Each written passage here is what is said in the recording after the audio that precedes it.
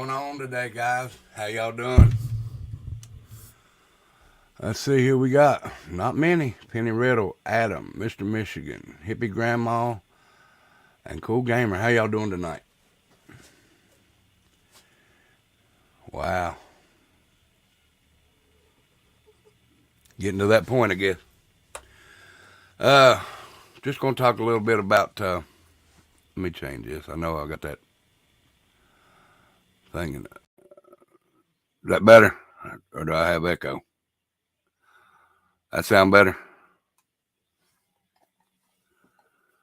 Country Bulldog, how y'all doing today? Darzilla,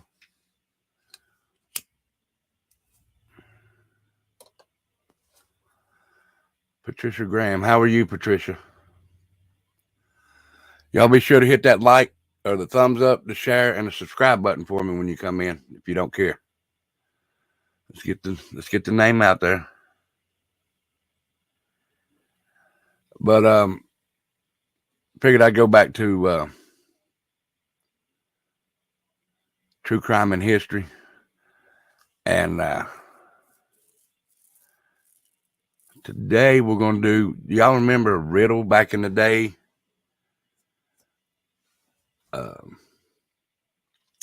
I can't remember how it goes now, but it was.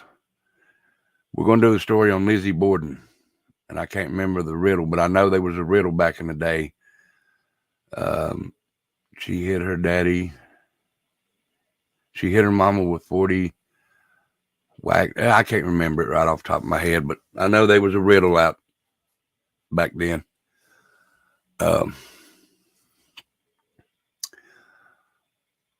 So we'll get into it in just a second. Becca's going to go live a little bit tomorrow, and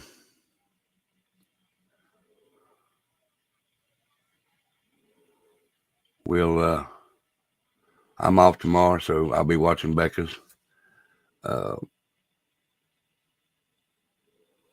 then I think I go Wednesday or Tuesday. Tuesday's women in the military. I'm going to get back to stuff for the military on Tuesdays. Wednesday, I'm not on. Thursday, I don't know what I've got lined up yet, but y'all keep checking back. And then Friday is the bonfire for the white trash family. If y'all ain't subbed up over there, please go over there and sub up. Go over and sub up to Becca's.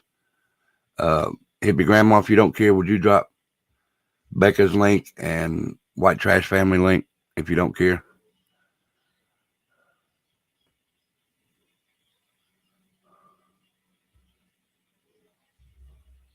And then we'll get going there.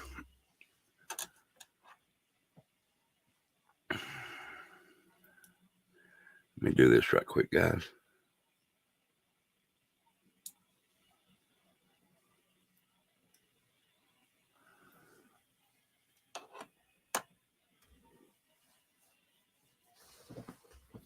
Yeah, that's it. Thank you, Darzilla. I knew it was in there somewhere. Hey, Nani.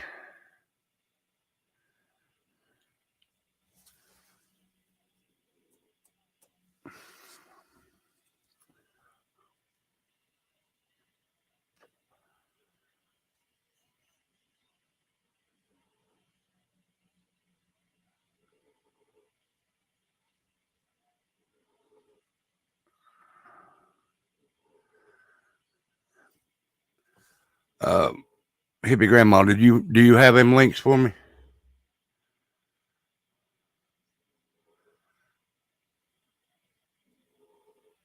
If not, I'll get them later.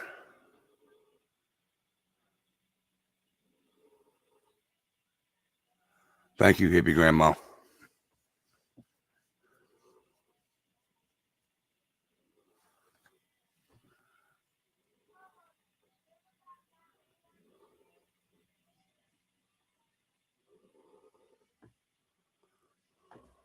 You're fine.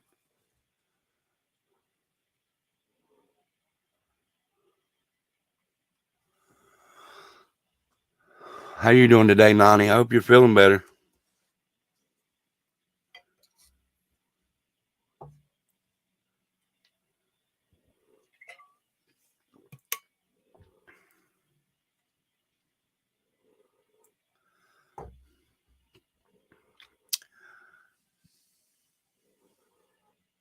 Good. I'm glad you're feeling a little better today, Nani.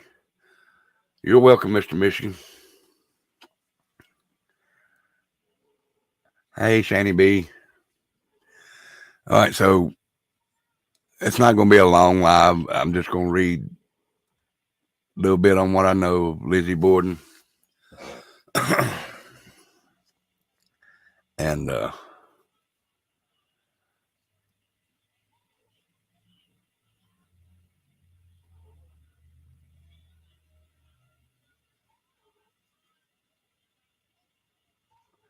then we'll go back because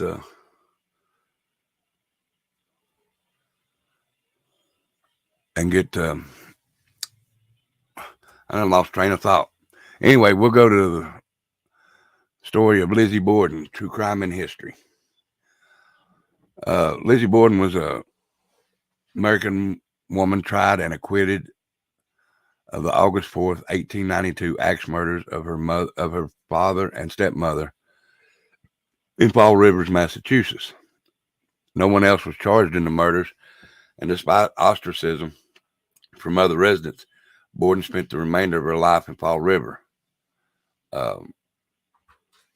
She died of pneumonia at age 66, just days before the death of her older sister, Emma. The Borden murders and trial received widespread publicity throughout the United States, and along with Borden herself, they remain a topic in American pop culture to the present day. They have been depicted in numerous films, theatrical productions. Don't lock it, James. Do not lock it, James. No. Literary works and folk crimes, and are still very well known in the Fall River area. Lizzie was born July 19, 1860, to Sarah Anthony Borden and Andrew Jackson Borden. Her father was English and Welsh descent. Grew up in a modest surrounding and struggled financially as a young man. Despite being descendant of wealthy and influential local residents, Andrew eventually prospered in the manufacture and sale of furniture and caskets, then became a successful property developer. He was director of several textile mills and owned considerable commercial property. He was also president of the Union Savings Bank and director of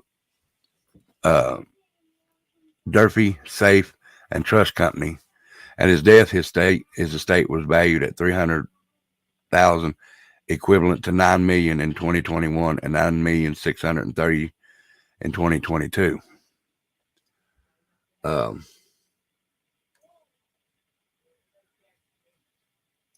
Despite his wealth, Andrew was known for his frugality. For instance, the Borden home lacked indoor plumbing, although at the time it was a common accommodation for the wealthy.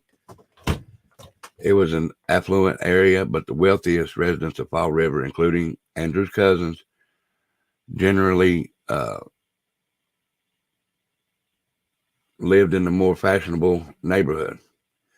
The Hill, which was farther from the industrial area of the city, Borden and her older sister, Emma Lenora Borden, had a relatively religious upbringing and attended church. As a young woman, Lizzie was very involved in church activities, including teaching Sunday school to children of recent immigrants to the United States. She was involved in religious organizations such as the Christian Endeavor Society, Women's Christian Temperance Union. She was also a member of the Ladies Fruit and Flower Mission. Hey, Kimmy. Oh, you're fine. 3 years after the death of Lizzie's mother, Andrew married Abby Durfee Gray. Lizzie stated that she called her stepmother, Mrs. Borden, and demurred on whether they had a cordial relationship. She believed that Abby had married her father for his wealth. Bridget Sullivan, whom they called Maggie, the Borden's 25-year-old live-in maid, who had immigrated to the U.S. from Ireland, testified that Lizzie and Emma rarely ate meals with their parents. In May of 1892, Andrew killed multiple pigeons in his barn with a hatchet, believing they were attracting local children to hunt them. Lizzie had recently built a roost for the pigeons, and it has been commonly recounted that she was upset over the killing of them. Though the veracity of this has been disputed, a family argument in July 1892 prompted both sisters to take extended vacations in New Bedford. After returning to Fall River a week before the murders, Lizzie chose to stay in a local rooming house for 4 days before returning to the family residence. Tension had been growing with the Borden family in these months before the murders, especially over Andrew's gifts of real estate to various branches of Abby's family. After their stepmother's sister received a house, the sisters demanded and received a rental property, the home they lived in until their mother died, which they purchased from their father for $1. A few weeks before the murders, they sold the property back to their father for $5,000, equivalent to $151,000 in 2021. The night before the murders, John Vinicum Morse, the brother of Lizzie and Emma's deceased mother, visited and was invited to stay for a few days to discuss business matters with his brother-in-law, Andrew. Some writers have speculated that their conversation, particularly about property transfer, may have aggravated an already tense situation. For several days before the murders, hey Mark, how are you? For several days before the murders, the entire household had been violently ill. A family friend later speculated that mutton left on the stove to use in meals over several days was the cause, but Abby had feared poison, given that Andrew had not been a popular man. Mutton is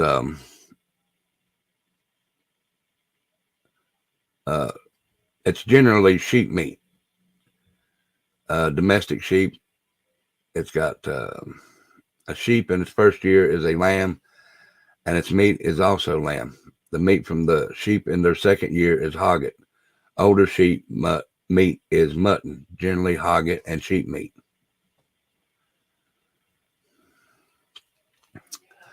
On full-grown sheep, yes. Sounds like they had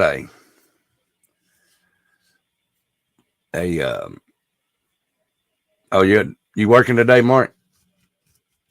I'll see you tomorrow, brother. I'll be there. Sounds like she had somewhat of a, I don't know, I guess a normal lifestyle.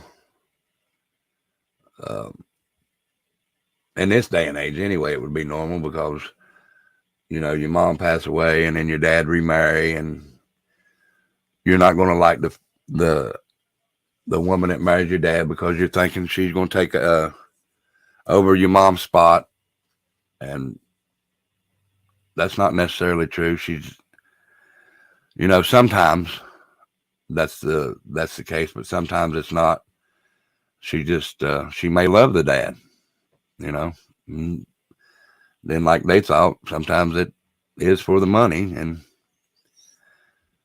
just depends.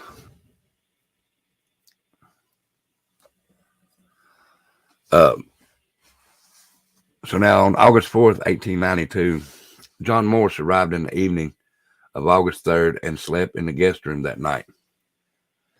After breakfast the next morning, at which Andrew, Abby, Lizzie, John, and the Borden's maid Bridget, Maggie Sullivan, were present, Andrew and John went to sit in the living room where they chatted for nearly an hour. Morris left at around 8:48 a.m. to buy a pair of oxen and visit his niece in Fall River, planning to return to the boarding home for lunch at noon. Andrew left for his morning walk sometime after 9 a.m. Sup, Ghost Devil?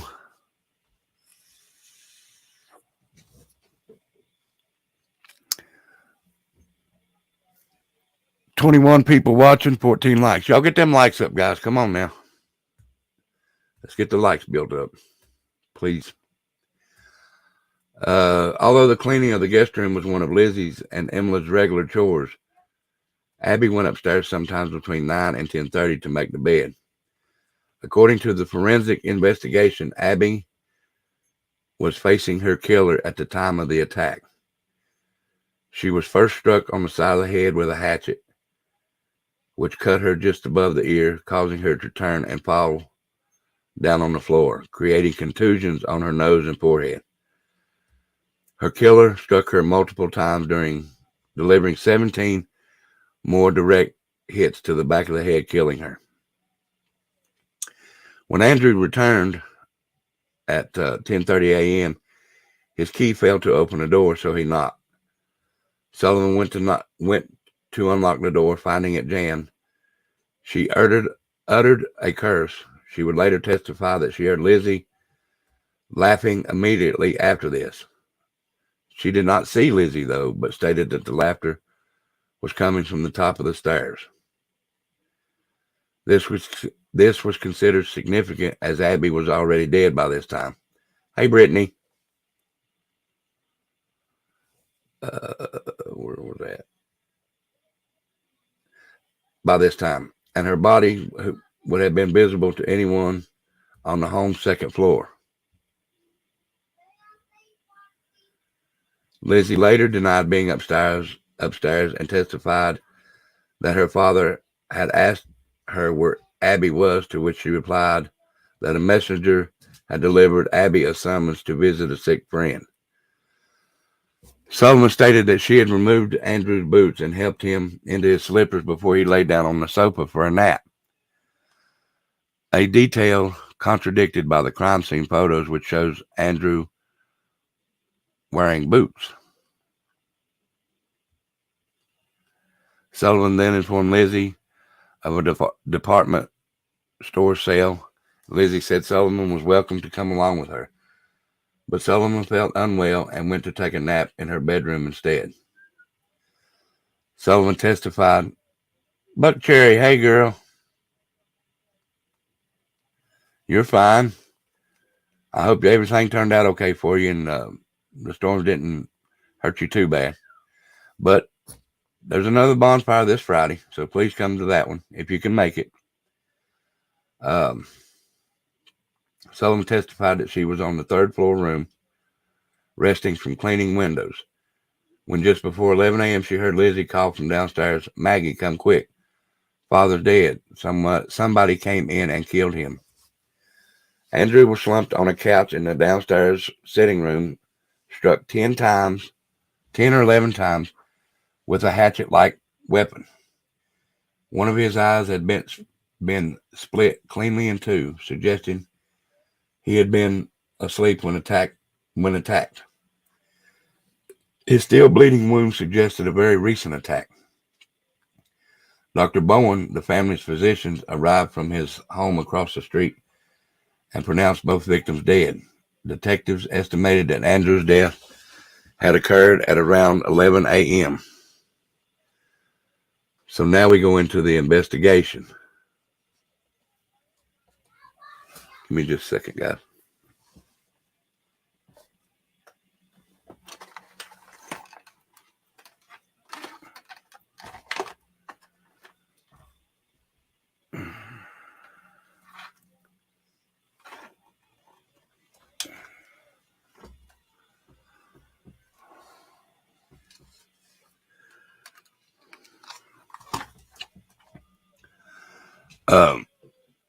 The investigation. Lizzie Borden's initial answers to the police officers' questions were at times strange and contradictory. Initially, she reported hearing a groan or scraping noise or distress call before entering the house. 2 hours later, she told police she had heard nothing and entered the house not realizing that anything was wrong.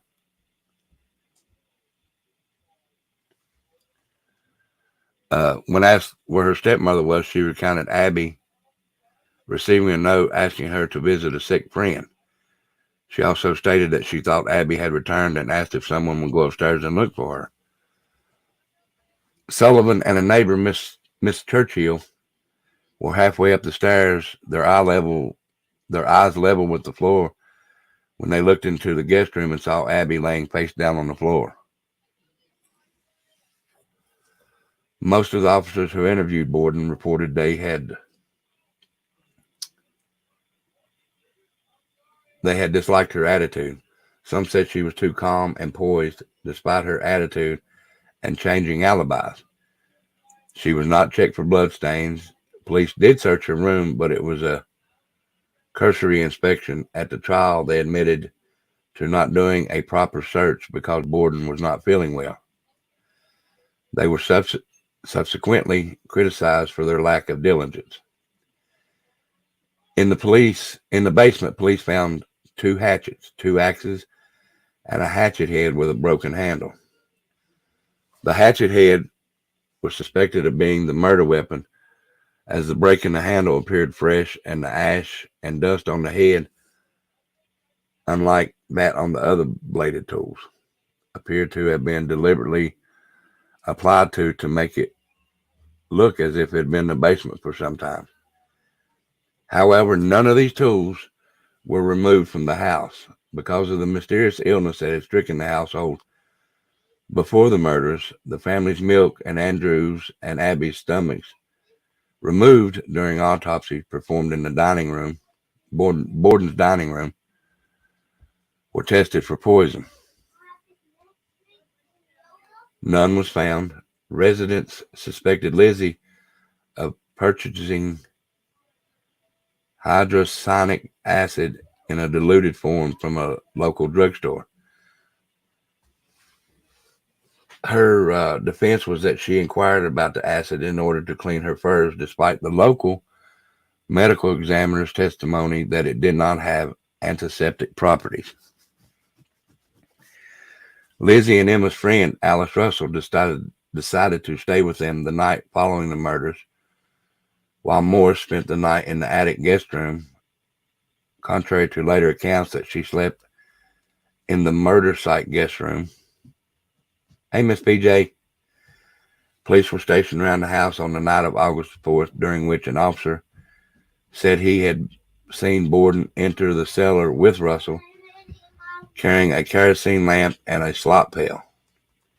He stated he saw both women exit the cellar, after which Borden returned alone, though he was unable to see what she was doing. He stated it appeared she was bent over the sink.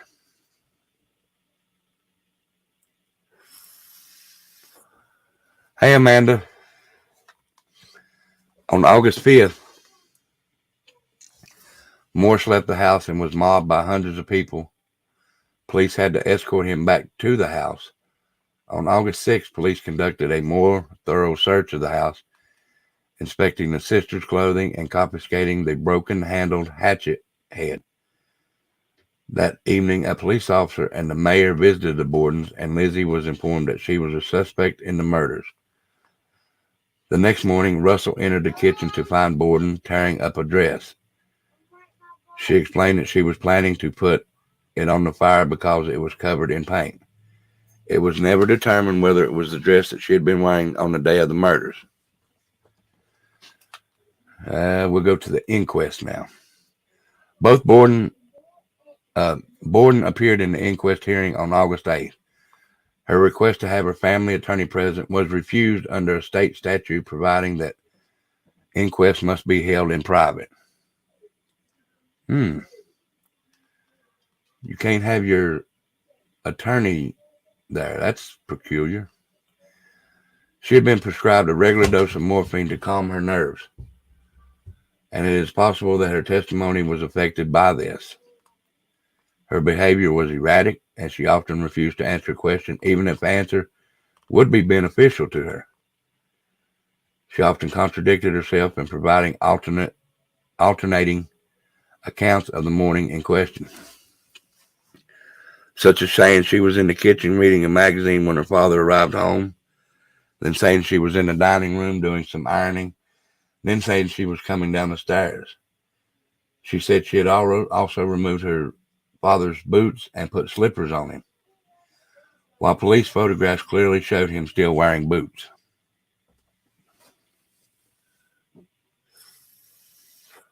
The district attorney was very aggressive and confrontational. On August 11th, Borden was served with a warrant of arrest and jailed. The inquest testimony, the basis for the modern debate regarding her guilt or innocence, was later ruled inadmissible at the trial in June of 1893. Contemporaneous newspaper articles noted that Borden possessed a stolid demeanor and bit her lips, flushed, and bent toward Attorney Adams.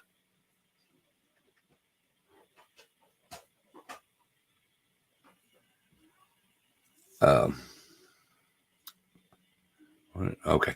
It is also reported that the testimony provided in the inquest had caused a change of opinion among her friends who have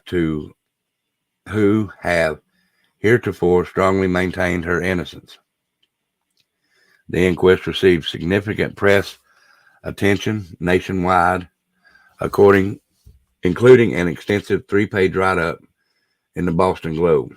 The grand jury began hearing evidence on November 7th, and Borden was indicted on December 10th. Borden's trial took place in New Bedford starting on June 5th, 1893. Prosecuting attorneys were Hosea M. Knowlton and future United States Supreme Court Justice William H. Moody. Defending were Andrew V. Jennings, Melvin O. Adams, and former Massachusetts Governor George D. Robinson. 5 days before the trial's commencement on June 1st, another axe murder occurred in Fall River. This time the victim was Bertha Manchester, who was found hacked to death in her kitchen. The similarities between the Manchester and Borden's murders were striking and noted by juries. However, Jose Correa de Melo, a Portuguese immigrant, was later convicted of Manchester's murder in 1894 and was determined not to have been in the vicinity of the Fall River at the time of the Borden's murder. That's a little peculiar right there. I mean, now he may have heard about the murders of the Bordens and tried to be a copycat, or he could have been, maybe, possibly, and it's just speculation, could have been the one that killed the Bordens. A prominent point of discussion in the trial, or press coverage of it, was the hatchet head found in the basement, which was not convincingly demonstrated by the prosecution to be the murder weapon. Prosecutors argued that the killer had removed the handle because it would have been covered in blood. One officer testified that a hatchet handle was found near the hatchet head, but another officer contradicted this.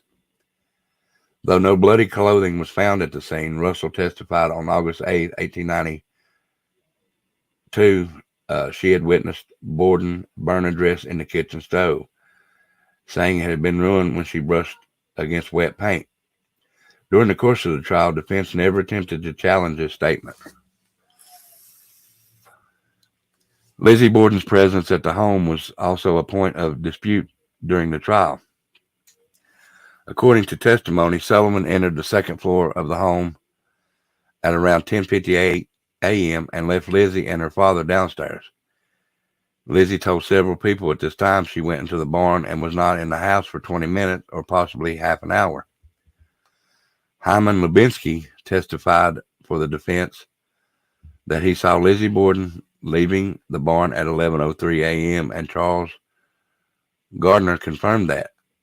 At 11:10 a.m., Lizzie called Sullivan downstairs, told her Andrew had been murdered, and ordered her not to enter the room. Instead, Borden sent her to get a doctor. Both victims, Justice James, both victims' heads had been removed during autopsy, and the skulls were admitted as evidence during the trial and presented on June 5th, 1893. Upon seeing them in the courtroom, Borden fainted. Evidence was excluded that Borden had sought to purchase prussic acid, which is hydrogen cyanide, purportedly for cleaning a sealskin cloak, from a local druggist on the day before the murders. The judge ruled that incident was too remote in time for it to have any connection. The preceding Associate Justice, Justin Dewey, who had been appointed by Robinson, who was then governor, or when he was governor, delivered a lengthy summary that supported the defense as his charge to the jury before it was sent to deliberate on June 20th, 1893. After an hour and a half of deliberations, the jury acquitted Borden of the murders. Upon exiting the courthouse, she told reporters that she was the happiest woman in the world. The trial has been compared to later trials of Bruno Hauptmann, Ethel and Julius Rosenberg, and O.J. Simpson as a landmark in public publicity and public interest in the history of American legal proceedings. Although acquitted at the trial, Borden remained the suspect in her father and stepmother's murders. Writer Victoria Lincoln proposed in 1967 that Borden might have committed the murders while in a fugue state. Another prominent suggestion was that she was physically and sexually abused by her father, which drove her to kill him. There was little evidence to support this, but incest is not a topic that would have been discussed at the time, and the methods for collecting physical evidence would have been quite different in 1892. The belief was intimidated in local papers at the time of the murders and was revisited by scholar Marcia Carlyle in 1992 essay. Mystery author Evan Hunter, in his 1984 novel Lizzie, suggested that Borden committed the murders after being caught in a tryst with Sullivan. McBain elaborated on his speculation in a 1999 interview, speculating that Abby had caught Lizzie and Sullivan together and had reacted with horror and disgust, and that Lizzie had killed Abby with a candlestick. When Andrew returned, she had confessed to him, but killed him in a rage with a hatchet when he reacted exactly as Abby had. McBain further speculates that Sullivan disposed of the hatchet somewhere afterwards. In her later years, Borden was rumored to be a homosexual, but there was no such speculation about Sullivan, who found other employment after the murders and later married a man she met while working as a maid in Butte, Montana.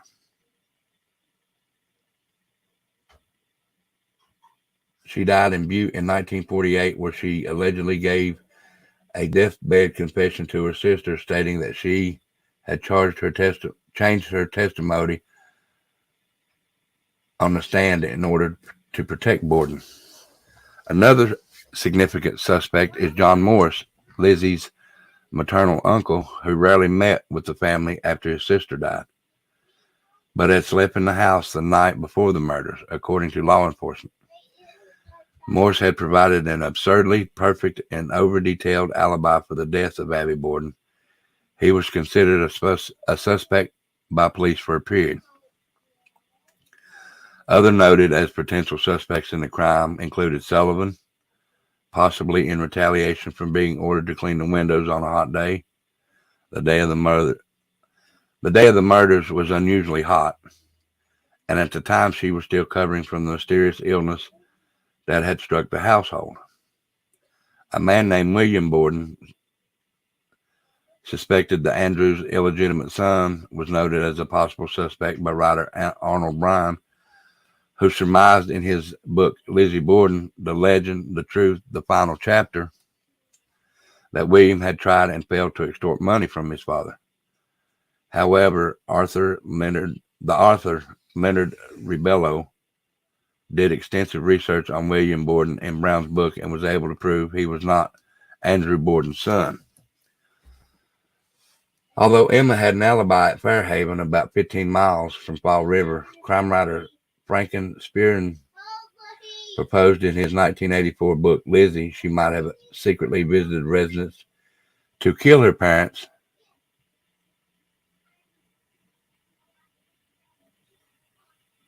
to kill her parents before returning to Fairhaven to receive the telegram informing her of the murders.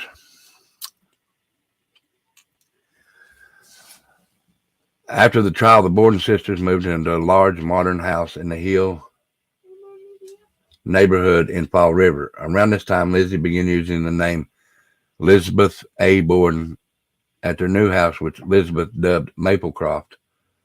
They had a staff that included living maids, a housekeeper, and a coachman. Because Abby was ruled to have died before Andrew, her estate went first to Andrew and then at his death passed to his daughters as part of his estate. A considerable settlement, however, was paid to settle claims by Abby's family. Despite the acquittal, Borden was ostracized by Fall River society. Her name was again brought into the public eye when she was accused of shoplifting in 1897. There ain't nobody in chat, is there?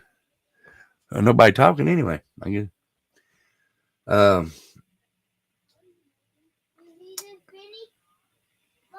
In Providence, Rhode Island. In 1905, shortly after an argument over a party that Elizabeth had given for actress Nance O'Neill, Emma moved out of the house and never saw her sister again. Borden was ill in her last year following the removal of her gallbladder. She died of pneumonia on June 1st, 1927 in Fall River. Funeral details were not published and few attended. 9 days later, Emma died from chronic nephritis at the age of 76. And nephritis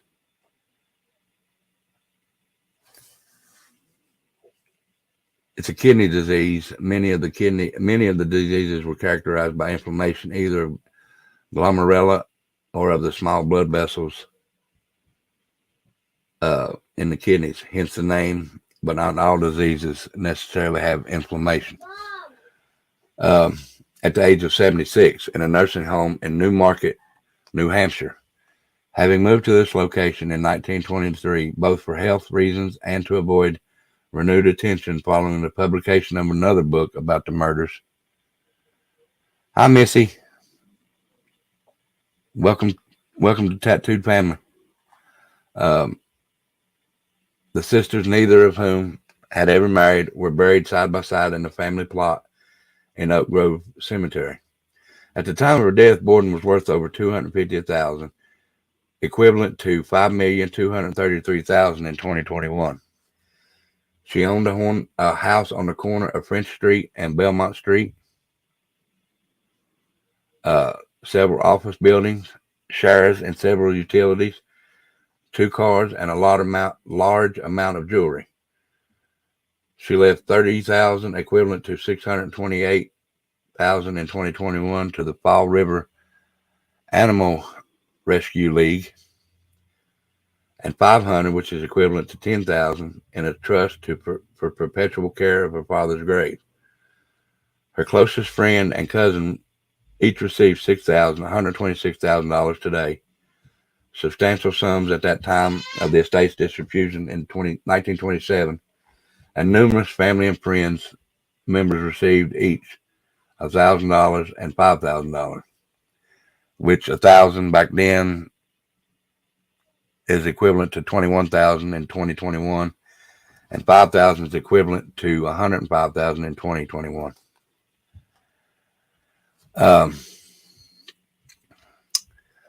This case was memorized in a popular skipping rope rhyme sung to the tune of the then popular song Ta Ra Ra Boom Day A.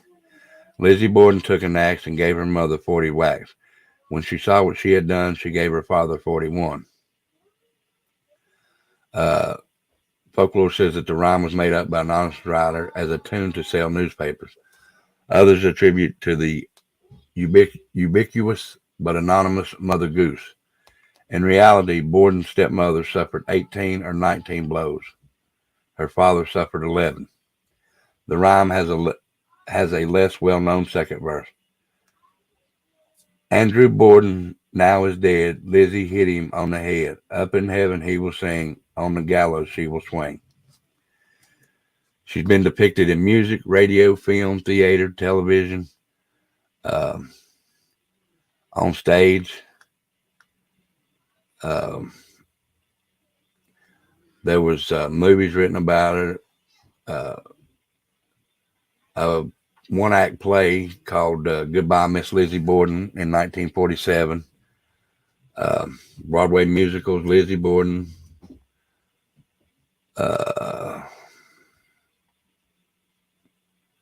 All kinds. I mean, Carl Matthew played Lizzie Borden in Alfred Hitchcock Presents Season 1 episode The Older Sister, with Joan Loring as Emma and Hitchcock's daughter Patty as the servant Margaret. The episode aired January 2nd, 1956 and takes place in 1893 with a determined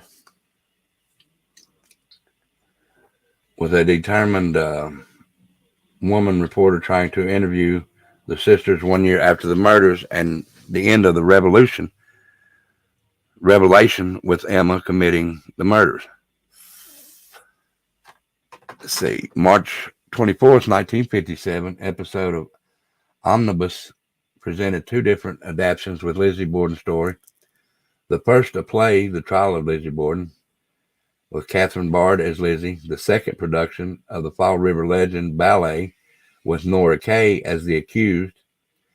1959, The Legend of Lizzie by Reginald Lawrence attracted praise for Anne Meacham in the title role, but still closed after just 2 performances. The rock musical Lizzie is a retelling of the Borden murders, following Lizzie in the days leading up to the murders and then trial. It features music by Stephen Chesley DeMeyer and Alan Stevens Hewitt, lyrics by Chesley DeMeyer and Tim Maynor, and a book by Maynor. ABC commissioned The Legend of Lizzie Borden, a television film starring Elizabeth Montgomery, which, as everybody knows, was the mom and the wife on Bewitched. She portrayed Lizzie Borden. Katherine Hellman as Emma Borden. She played on one of the soap operas, on the sitcom Soap, I'm sorry. And she was the mom as Mona Robinson on Who's the Boss. And Finola Flagon as Bridget Sullivan is an Irish stage and film actress. It was later discovered after Montgomery died that she and Borden were in fact 6 cousins, once removed, both descending from 17th century. So the Century, Massachusetts resident John Luther. So Montgomery, which is the mom off Bewitched, or the wife off Bewitched, was 6 cousins once removed. I wonder how Elizabeth would have felt if she knew she was playing her own cousin. In 2015, Supernatural aired an episode titled Thin Lizzie. In the episode, Sam and Dean Winchester investigate the Lizzie Borden house after several people are murdered with an axe. They originally suspect that the ghost of Lizzie Borden is the one who is responsible for the murders, but then they discover she isn't the murderer. The events of the murder and the trial, with actors portraying people who were involved in them, have been reenacted on a number of documentary programs. In 1936, the radio program Unsolved Mysteries broadcast a 15-minute dramatization. I didn't even know that was that existed. In 1936, the radio program Unsolved Mysteries, which I'm assuming that's where the TV show come from, broadcast a 15-minute dramatization titled The Lizzie Borden Case, which presented a possible scenario in which the murders were committed during a botched robbery attempted by a tramp who then escaped. Television recreations have included episodes of Biography, Second Verdict, History's Mysteries, Case Reopened from 1999, Mysteries Decoded 2019. The Lizzie Borden case was partly dramatized on an episode of the 2022 BBC radio podcast series Lucy Worley's Lady Killers. They've had books, all kinds of things.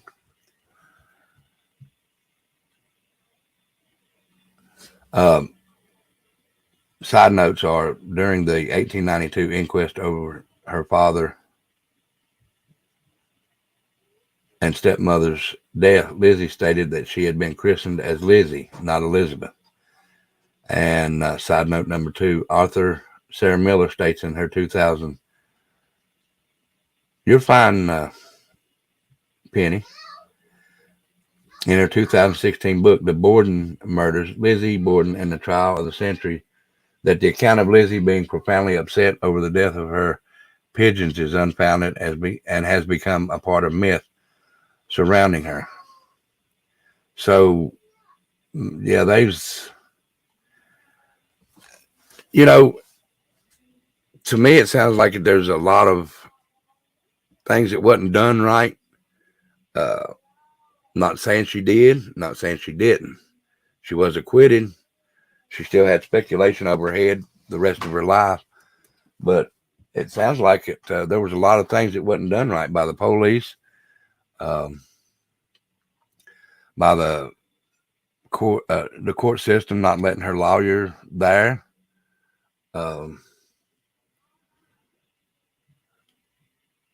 Just a lot of things that went wrong in this trial. And maybe that's why she was acquitted, because of the things that went wrong.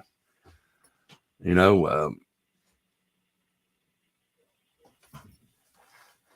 don't know, just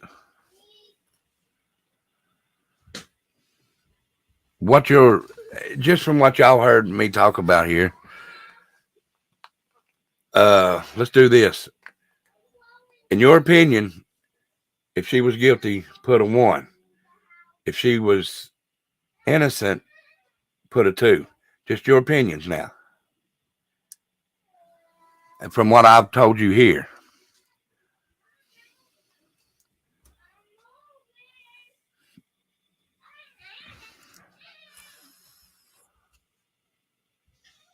Hello, Emerald Lips. How are you today? 1, she's guilty. 2, she's not. Just from what you heard me say.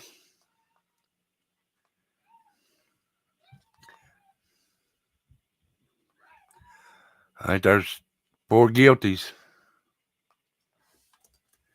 And we'll go with the majority of what's shown. So far, it's 4 guilties.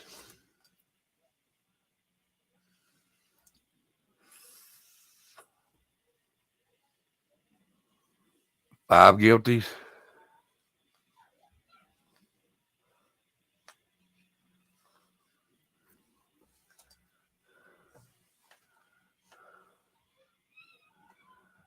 I'm on the fence.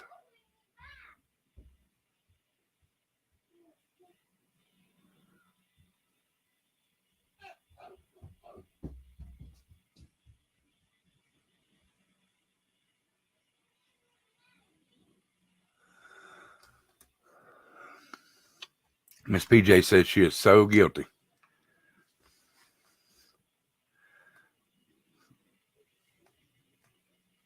But what about, and I know what we hear in the history books. I know that. And the only thing I'm saying is I'm on the fence because of what I've read. What if, they did mess up taken everything from the crime scene that could have found her guilty, and they didn't take it till the next day, you know. So what's your opinion, Mr. Michigan? 1, she's guilty. 2, she's not guilty.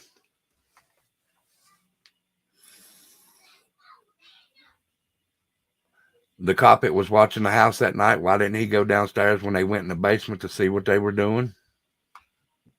Because it's still considered a crime scene.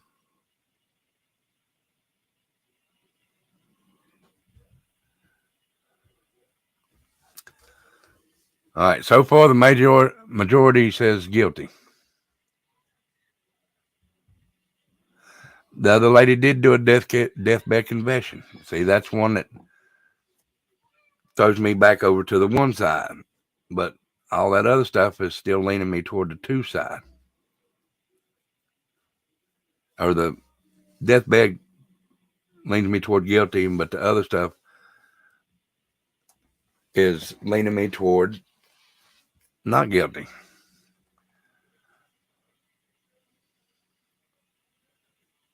I mean, the deathbed confession, what good's it going to do if you confess a lie on a deathbed? So that was probably the truth.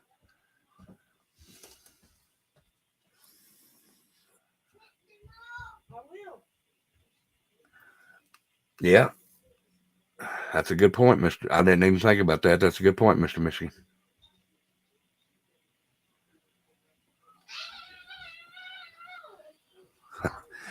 Hello, Penny. You know,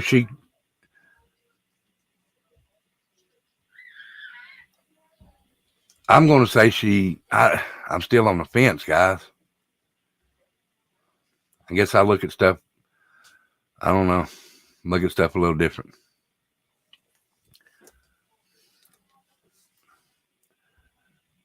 You know, there's stuff that they say in here that shows her innocence, but there's also stuff in here that shows her guilt. So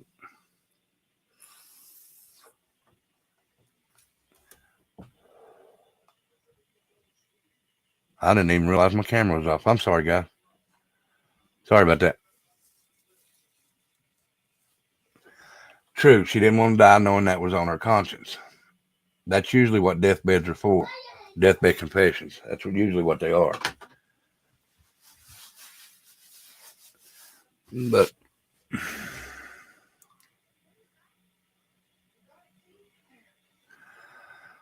I guess we'll never know. So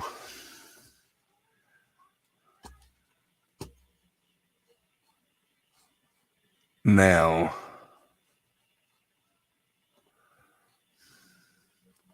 next Sunday, we're going to go across the pond.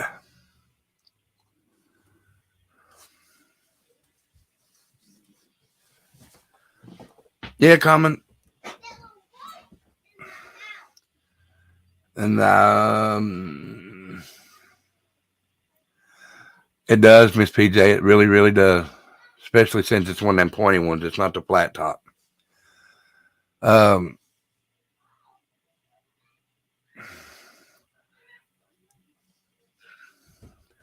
I'd have to look more into that. I haven't looked into any of it since that went away, or that dropped off the spectrum, or Missy. My opinion, I think she had something involved in it. But like I said, I'd have to look still. There's a lot of stuff that just don't go good with my common sense on that story. And one of these days I might go back into it and look, but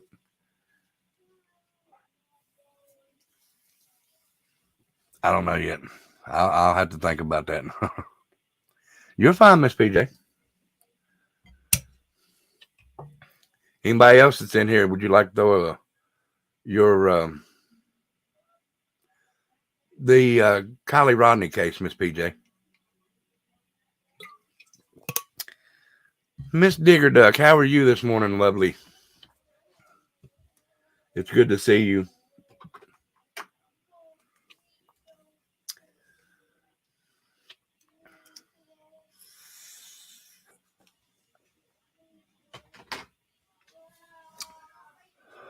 But now tune in next week, though, because,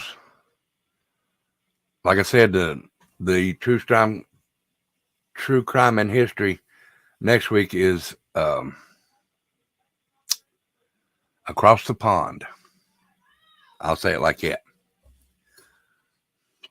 I'm gonna light a cigarette, guys. I'm gonna click off the picture for a minute.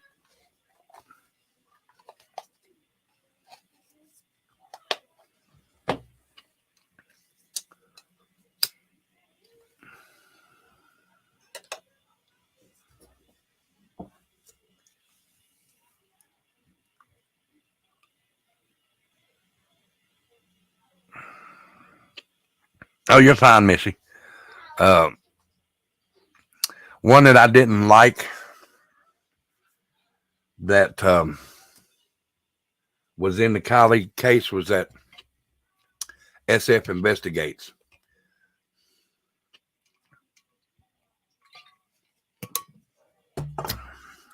And I can't find it no more, but I did have,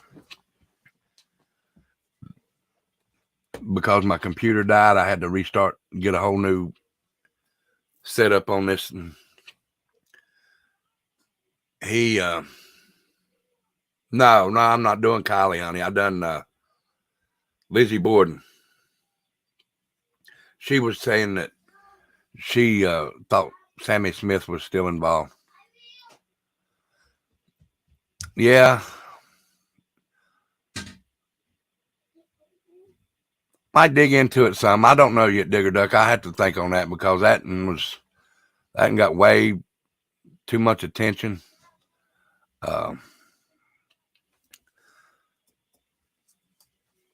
But I did have, well, I had a video where it didn't show him, but I can't remember the guy's name. He's the one that went looking for the cell phone and stuff after all this had died down a little bit. And it shows him with the camera, and then you hear a guy walking over, and he says he didn't want to be on camera. And then you hear a woman right behind him, and the woman sounds just like Zanime. And the dog, check it TV. That's it, Missy. Thank you. And the dog that's in that video is his, but there's another dog in there. And if you look, that dog is the same dog that Zanime has on that kayak. The lady in that video that Check It had, I don't know what he done with it, is the same voice of Zanime, if you listen. So she was there after. She was there the day after and a couple of weeks after that. Why was she there? Were they looking for something that maybe had evidence of them being there?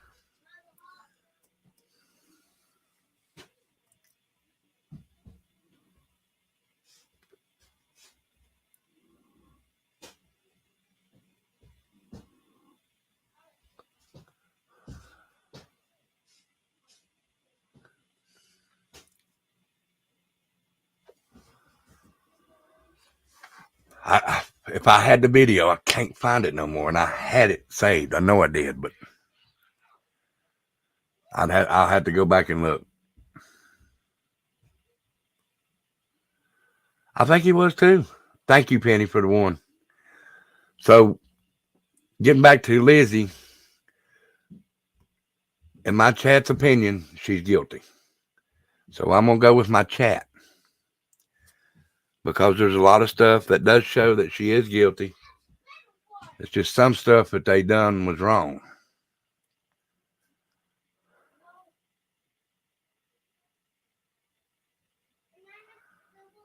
Tell him to Tell him to get in touch with me. Send me a message. I want that video again if he's still got it.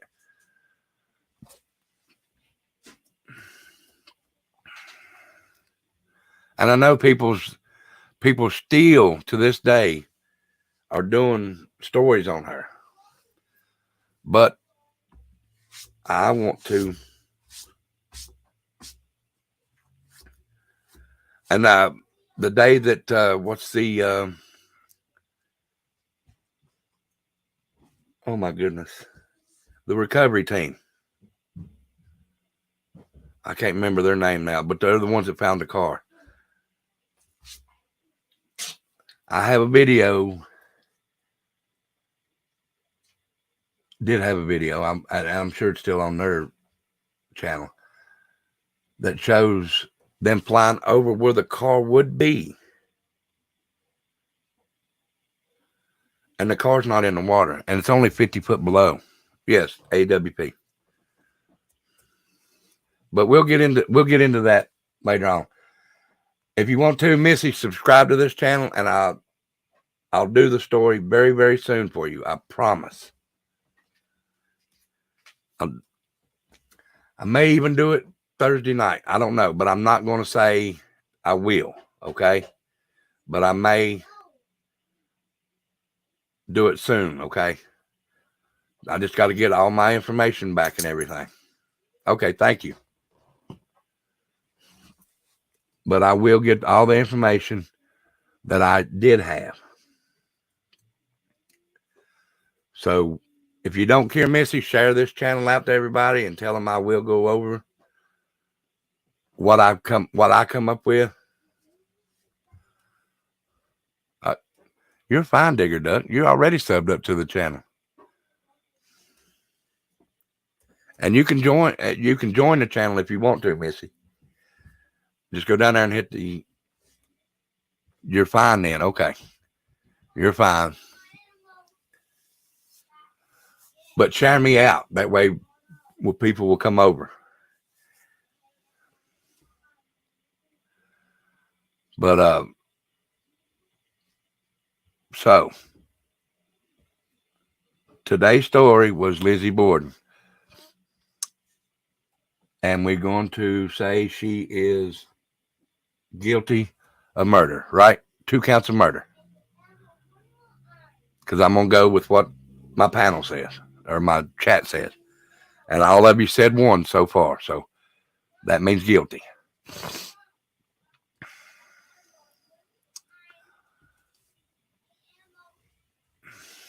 I know you do, Digger Duck. Thank you, honey.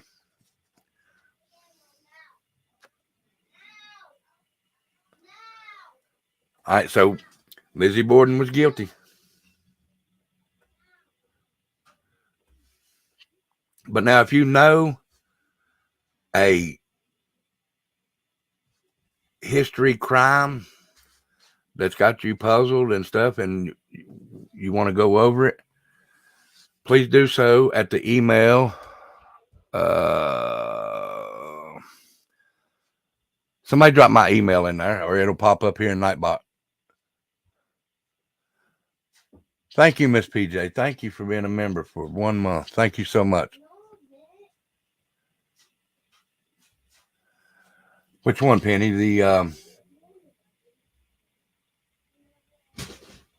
She's been found guilty in the court of Rebel.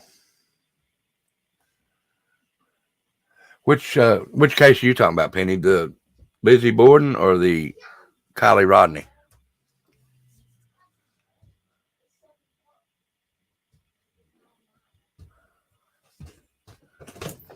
Dad. Hold on just a minute, guy.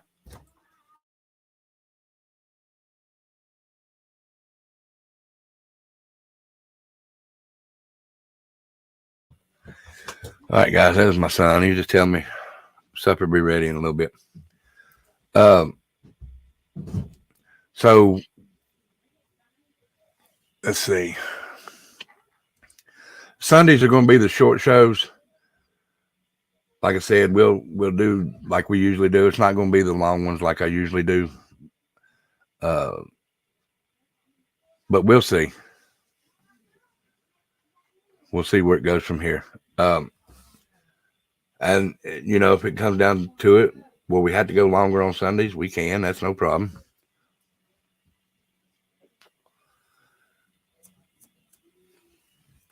Also, my wife has a show, Miss Missy.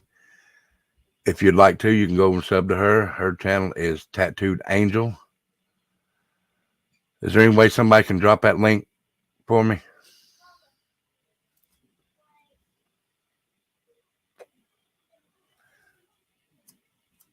And then on Friday nights, Missy, and anybody that's new in here, there you go. That's my wife's channel right there that just dropped with Nightbot. Go sub up to her. And on Friday nights, we do True Crime bonfire nights. We go in there and we play music, we have a good time, and we, you know, just relax because it's Friday night. So go sub up to White Trash Family, and hopefully it'll pop up there. If not, I'll go ahead and get the link right quick. Let me see where it's at here. It's right here. Right here.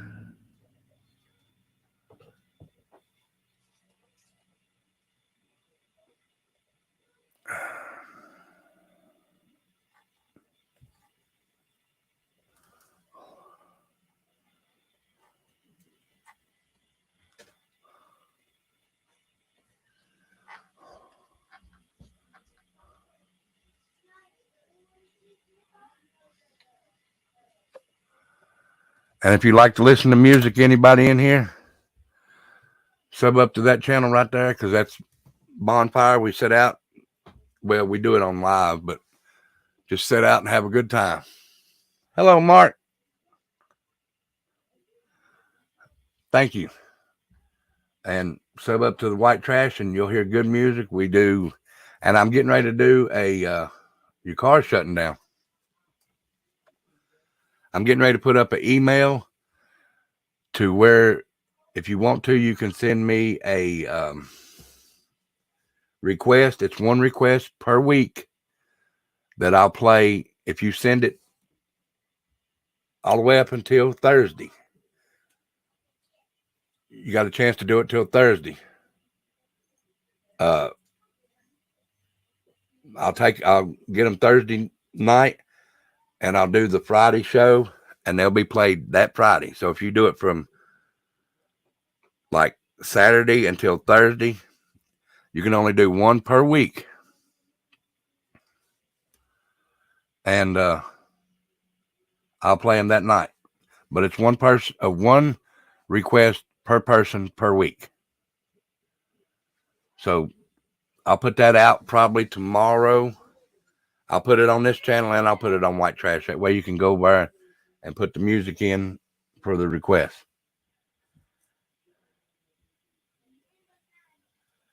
I'm not far. I'm on the Tennessee-Virginia line. I'm in Bristol, if you know where that's at, Missy. You just got a tornado warning, Miss PJ? And you don't have to put the town you live in, but what state are you in, Miss PJ?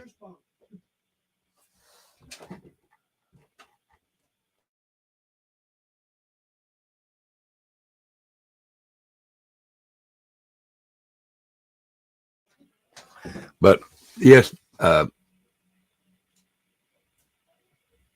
yes, Miss PJ, please stay safe. Please stay safe. Anybody that's in the, and if anybody's wondering, Stephen is okay. He made it through everything. No, you can't request a whole album now.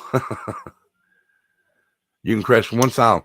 And I will say this, certain AC/DC songs, like many of them, are will flag my channel, so I can't do a lot. I can't do a lot of AC/DC. So if you request it and I can't do it, I will let you know. Let me let me see if Ryan Hall's on. He usually goes over this stuff, so.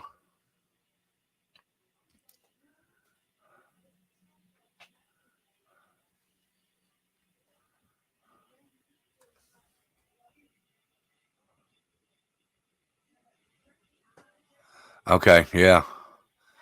It is on. I'm watching it there. Hey, Kenzie, how are y'all?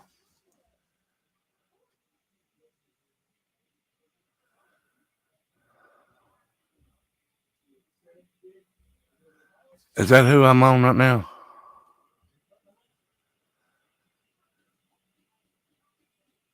I need to look him up. Let me go look him up.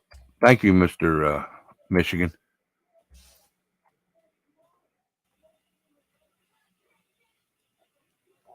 Thank you, Mr. Michigan. I didn't have his, but I do now. Thank you, sir. As a matter of fact, I need to. I thought I was subbed up to him. It's Ryan Hall that I'm subbed up to. So please be careful, Miss PJ.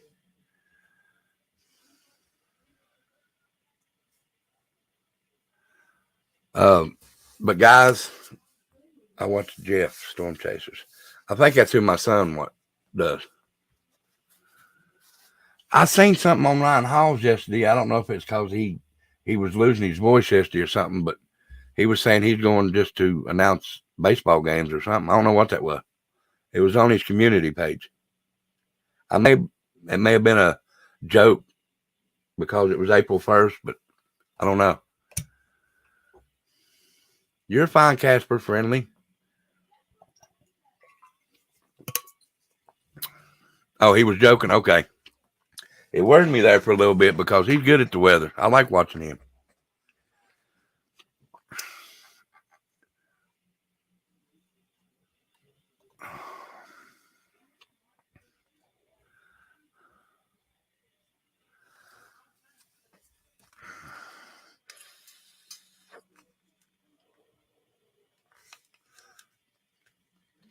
But guys, I am gonna jump off here because, like I said, the true crime in history is just me talking a little bit about what happened back in the day. So be sure to come back next week, and like I said, it'll be a show about true crime in history from across the pond. I won't be on tomorrow night, but I will be on Tuesday night, and then I'll be on again Thursday night. But go look for Becca, and also go look for Kimmy and Dumpling, two beautiful ladies that have a good show. They talk about true crime, and then they get on here and they have open panels like I do, and just have fun with people. And we're all a big family here. So please go sub up to Kimmy and the K After Party with K and D, Becca, White Trash Family. And if you're not subbed up here, please go sub up here. Also, Nani and them. Nani, The Unknown with Nani and Becca. The Unknown with Nani and Becca. So please go sub up to those beautiful ladies. They all do good work. They're very beautiful. They have good souls. They have kind hearts. So please go sub up to them. And until I catch y'all again next week, have a good night. Stay safe in the weather. Be looking for in the community page on Tattooed Rebel for the link to the email so I can get emails and have the music put in. But Mr. Michigan, you stay safe. Everybody, Miss PJ, Kenzie, Missy, and it was good having you. Thank you, Kenzie. Please come back, or Missy. Please come back again. And we're here. One of us is here almost every night. One of us is. And it was good having you. Yeah. Good night to everybody. Y'all have a good and safe night. I will not say bye. I do say see you because bye is permanent, and I'm not a permanent person. I like saying see you. And I'll see y'all later. Tuesday night, please come to Tattooed Rebel. I think it's already up. So, and I do for veterans also. So Tuesday's show is women in the military. So please show up to that and don't miss it. If you'd like to make a donation, to the PayPal for the veterans. Please do so in the PayPal. If you don't have PayPal, you can use Cash App. Just be sure to put donation for veterans, and I'll take it out of Cash App and put it in PayPal. If you'd like to help a channel, you can do so in Cash App. It is not required, but it would be appreciated. The only requirement I ask is you come in here, have a good time, and be good. So I will catch you Tuesday night. Y'all have a good one. I love each and every one of you, and peace.